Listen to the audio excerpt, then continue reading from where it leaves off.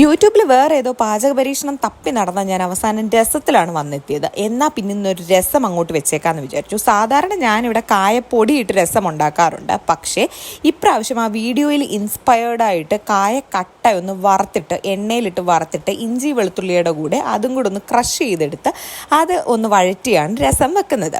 മുളക് പൊടിയും മല്ലിപ്പൊടിയും മഞ്ഞപ്പൊടിയും കുരുമുളക് പൊടിയും ഒക്കെ ഇട്ടിട്ടുണ്ട്. കൂട്ടത്തിൽ പുളിവെള്ളം ഒഴിച്ചിട്ടുണ്ട്. ബാക്കിയെല്ലാം സാധാരണ പ്രൊസീജിയർ തന്നെ. പക്ഷേ ഇവിടെ കറിവേപ്പിലയില്ലായിരുന്നു, മല്ലിയിലയില്ലായിരുന്നു. അത് കാരണം ഇത് രണ്ടും ഇട്ടില്ല. ആദ്യം ഉപ്പൊക്കെ ഇട്ടൊന്ന് തിളച്ച് വന്ന് ടേസ്റ്റ് ചെയ്തപ്പോഴത്തേക്കും എനിക്കിതിന് പ്രത്യേകിച്ച് ഒരു വികാരം ഇല്ലാത്തതായിട്ടാണ് തോന്നിയത്. ഇത്രയും കായ ഇട്ടിട്ടും എന്താണ് ഇതിനൊരു വികാരം ഇല്ലാത്തതെന്ന് വിചാരിച്ചിരുന്നു.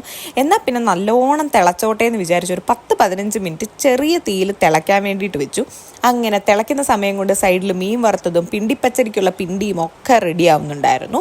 ഞാനല്ല, അമ്മയാണ് അതൊക്കെ റെഡിയാക്കിയത്. എന്തായാലും അതൊന്ന് തിളച്ച് വന്നപ്പോഴത്തേക്കും ടേസ്റ്റ് ചെയ്തു. എനിക്ക് നന്നായിട്ട് ഇഷ്ടപ്പെട്ടു. നല്ല പുളിയൊക്കെ ഉണ്ടായിരുന്നു. ആ കായത്തിൻ്റെ ടേസ്റ്റ് കുറച്ച് മുന്നിൽ നിൽക്കുന്നത് കൊണ്ട് തന്നെ ഭയങ്കരമായിട്ട് ഇഷ്ടപ്പെടുകയും ചെയ്തു. ഇവിടെ രസം എല്ലാവരും ചോറിൻ്റെ കൂടെ അല്ലാതെ തന്നെ കുടിക്കുകയും ചെയ്യും കേട്ടോ. അങ്ങനെ ബീട്രൂട്ട് തോരനും പിണ്ടിപ്പച്ചടിയും ഒക്കെ ആയിരിക്കും ഇന്നത്തെ കറി എന്നൊക്കെ മനസ്സിലാക്കി ഞാൻ വെളിയിലിറങ്ങി. കാരണം ഇന്ന് തേങ്ങ ഇട്ടുകൊണ്ട് വന്നിട്ടുണ്ട്.